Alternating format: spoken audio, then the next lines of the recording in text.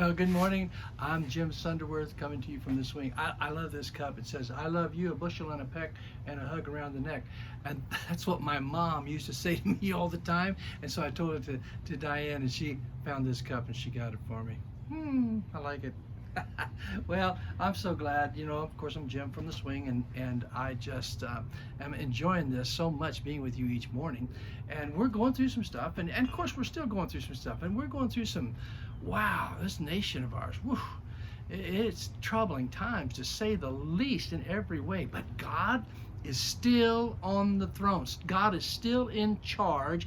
Do not ever think that you're by yourself or that this thing's out of control. No sirree. God knows what he's doing, and God's going to keep this thing all right. So you be at peace today, okay? That it's all going to work out. Now listen, yesterday we talked about the fact that Abraham passed away, and kind of relaxing the fact that that Isaac now had his helpmate.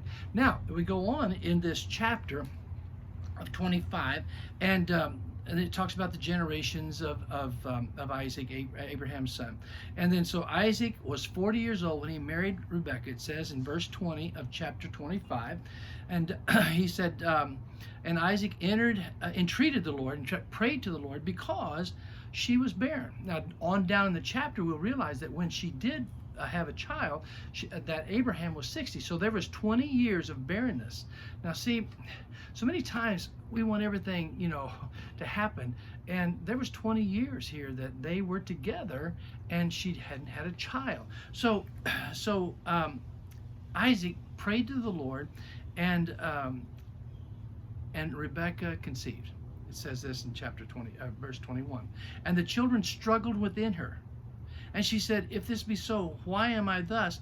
And she inquired of the Lord, and the Lord said to her, two nations are in thy womb. Two manner of people shall be separated from thy bowels, and the one people shall be stronger than the other, and the elder shall serve the younger.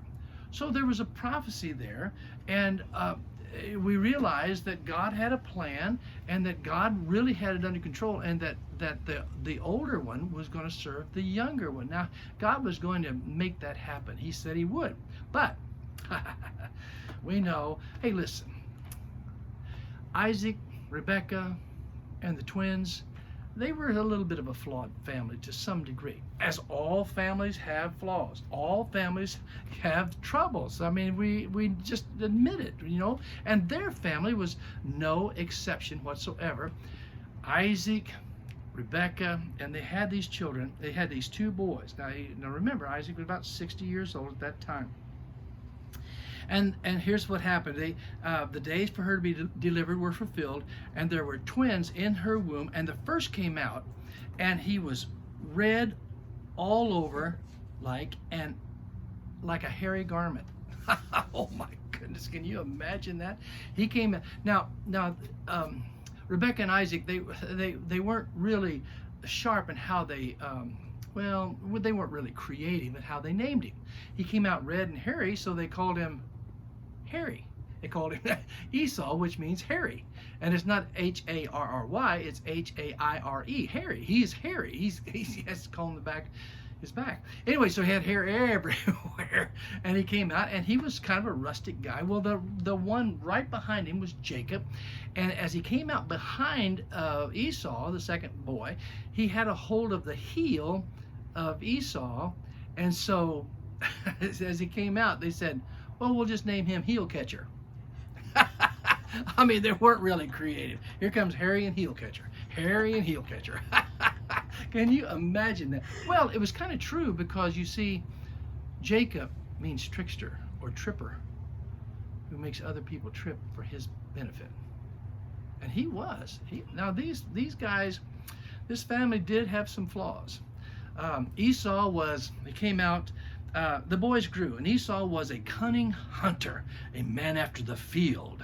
Now here he was. I mean, You know, he was a guy that loved to go out. He smelled like the field. He likes to go out and kill them and grill them, you might say. You know, I mean, he would go out and hunt, and he was a man's man. He drove a 150 Ford with a gun rack in the back, you know, and you know, he listened to country music. He was, I mean, he was some kind of a man's man. Well, and here's the thing. Isaac loved him. He loved that man in him, you know. And then here comes Jacob. Now Jacob, it says this about Jacob. Jacob was kind of plain, and he dwelled in the tents.